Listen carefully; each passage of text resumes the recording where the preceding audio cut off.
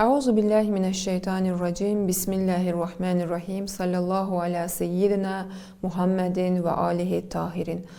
Salamlayıram sizi, dəyərli tamaşaçılar. Artıq biz təqribən qədəm-qədəm məhz Ramazan ayının ikinci 10 günlüyünü də irəliləyirik.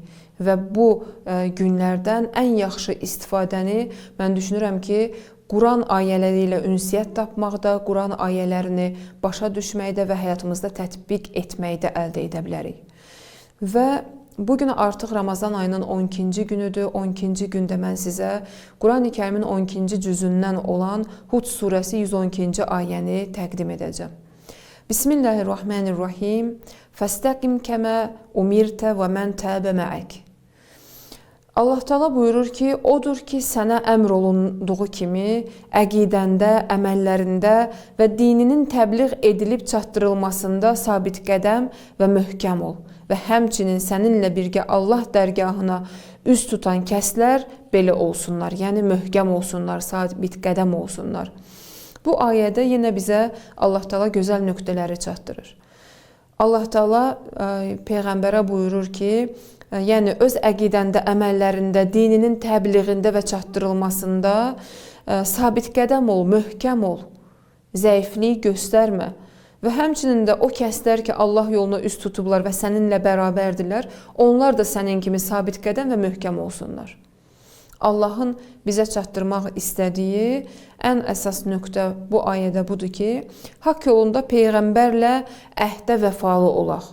Mübarizə aparaq, çətinliklər zamanı isə düşmənə təslim olmayaq. Hansı ki, düşmən məhz çalışır ki, bizim sabit qədəmliyimizi əlimizdən alsın, bizdə süslük yaratsın və çətinliklər törətməyə çalışır ki, biz çətinliklər zamanında zəiflik göstərək. Halbuki çətinlikləri özümüz üçün, düzəlmək üçün, tərbiyəmiz üçün yaxşı bir fürsət bilməliyik. Məhz bu anda insan öz zamanından ən gözəl şəkildə istifadə edə bilər. Çətinliklər insanın möhkəmlənməsinə, təcrübə toplamasına, daha yaxşı addımlar ata bilməsinə kömək edən sanki məşqçilərdir. Bu yüzden də çətinlikləri maneə kimi yox, çətinlikləri özümüzü yetişdirib tərbiyələndirən bir amil kimi görsək, bizim üçün hər şey daha asan olar. Bəs deməli, sabit qədəmlik, möhkəm olmaq çox önəmli bir məsələdir. Yəni, hər işdə davamiyyət çox önəmlidir. Biz gərək əqidəmizdə, əməllərimizdə, dinimizin çatdırılmasında, düşmənin yaratdığı çətinliklər və sıxıntılar qarşısında naümid və süst olmayaq, möhkəmliyimizi qoruyub saxlaya bilək. Yaxşı, bəs Peyğəmbərin həyatına baxanda biz görürük ki, Peyğəmbər üçün hər nə qədər çətinliklər yaradırdılarsa, hər nə qədər az bir şəxs idisə Peyğəmbərin ətrafında, buna baxmayaraq sabit qədəm idilər və möhkəm idilər. Hətta Bədir döyüşündə biz bunun şahidi də ola bilərik ki, Allahın ilahi köməkləri olur, yəni Peyğəmbərə və onun ümmətinə, səhabələrə. Baxmayaraq ki, onlar düşmən müqabilində az idilər, amma müvəffəq olurlar, yəni öz hədəflərinə çatırlar. Bəs deməli, Peyğəmbərlə əhdimizə vəfalı olmalıyıq. Mübarizə aparan zaman çətinliklər bizi naümid etməməlidir, narahat etməməlidir. Bu zaman həll yollarına əl atmalıyıq və çalışmalıyıq. Lakin biz bu yolda hansı işləri görək ki, daha çox müvəffəq olaq? Əlbəttə ki, bu zəminədə də Peyğəmbərin həyat tərzi və rəftarı bizim üçün ən yaxşı örnəkdir və eləcə də İmam Əli əleyhissalamın və digər imamlarımızın həyat tərzi bizim üçün ən yaxşı örnəkdir. Əməl etmək üçün ən birinci nöqtə budur ki, yaxşı işlərdə, namaz, sədəqə, digərlərinə kömək etmək kimi məsələlərdə özümüzü Allahın Peyğəmbəri ilə həmsəfər hesab edək, yəni eyni yolu gedən şəxs kimi görək, yolumuzu təyin edək və bu işləri görməkdə davamiyyətimiz olsun. Baxın, İslamda iki şey çox önəmlidir. Əməllərə nisbətdə iki şey çox önəmlidir.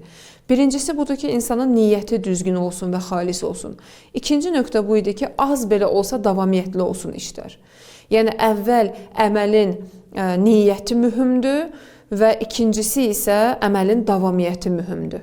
Bəs deməli biz işlərimizdə niyyətimiz düz olmalıdır, işlərimizdə yaxşı işlərə insanları dəvət etməliyik və Peyğəmbərin yolunu getməyə çalışmalıyıq. Bu işləri görərkən də davamiyyətli olmalıdır işlərimiz. Yəni işimizin kəmiyyətinə yox, keyfiyyətinə baxmalıyıq. Kəmiyyət az olsa da, yəni miqdar az olsa da, az biz yəni davamlı iş görsək, mütləqdir ki, daha böyük işlərə də qədəm qoyacaq və addım atacaq. İkinci nöqtə budur ki, mübarizə yolunun çətinlikləri və düşmənin zərbələri bizi naümid və məyus etməsin. Yəni düşmən hər nə qədər bizə həmlə də etsə, bizim yəni aradan qaldırmağa da çalışsa, hilələr də törətsə, bu bizi naümid etməməlidir. Bugün biz görürük ki, həqiqətən də sosial şəbəkələrdə düşmən çox rahat şəkildə müxtəlif proqramlarla, müxtəlif yəni hilələrlə sözsüz ki, bizə zərbə vurmağa çalışır, İslamı zəiflətməyə çalışır. Lakin biz bu mübarizə yolunda çətinliklərdən qorxmamalıyıq və düşmənin zərbələri bizi narahat etməməlidir, naümid və məyus etməməlidir. Üçüncüsü isə yəni problem və çətinlikləri özümüzün tərəqqimiz üçün, inkişaf yolumuz üçün bir qayda bilək. Yəni bunu düşünək ki, problemlər bugün mənim məhv olmağıma yox, mənim inkişaf və tərəqqimə kömək eləyir. Həmin o problemlər zamanı biz çox vaxt yeni şeylər düşünürük, yeni şeylər, mübarizə yolları axtarırıq, özümüzü inkişaf etdiririk, möhkəmlənirik, daha başqa ideyalar zehnimizə gəlir və daha çox mübarizə aparmağa çalışırıq. Bəs deməli, problemlər zamanı səbir və istiqamətlə çalışmaq lazımdır. Yəni, həm səbri öyrənməliyik, həm də istiqamətli olmalıyıq, hədəfli surətdə davamlı çalışmalıyıq ki, sanki özümüzü bu çətinliklərin arasında məşq elətdiririk. Məşq etdikcə də, necə ki, yəni idmanla məşğul olan şəxsin bədəni ilk əvvəllərdə məşq edən zaman ağrılara düçar olur, əziyyətə düçar olur, çətinliklər olur. Amma o zaman ki, artıq bədən möhkəmlənir, özünü tutur, ondan sonra insan daha qüdrətli hiss edir, özünü daha rahat və yaxşı öz yəni məşqlərinə davam edir.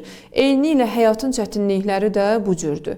Və həyatın çətinlikləri bais olmamalıdır ki, biz ruhiyyədən düşək, səbri əldə etməliyik və istiqamətli şəkildə davamlı çalışmalıyıq. Ümidvaram ki, bu ayədən qeyd etdiyim nöqtələr də sizin həyatınızda köməyiniz olacaq. İnşallah ki, Allahdan da istəyək, dua eləyək bu mübarək ayda. Məxsusən də digər müsəlmanların da yəni problemlərinin həlli üçün dua edək. Eyni zamanda özümüzü də bu ayda məhz çətinliklər çəkdiyimiz, aclıqla, susuzluqla imtahan olunduğumuz bu aylarda, bu ayda, bu günlərdə məhz yəni yetişdirək. İnşallah ki, Allah hər birinizi müvəffəq etsin. Dualarınızda bizi də yad edin. Allaha əmanət olun. Vəssalamu aleykum və rəhmətullahi və bərəkatuhu.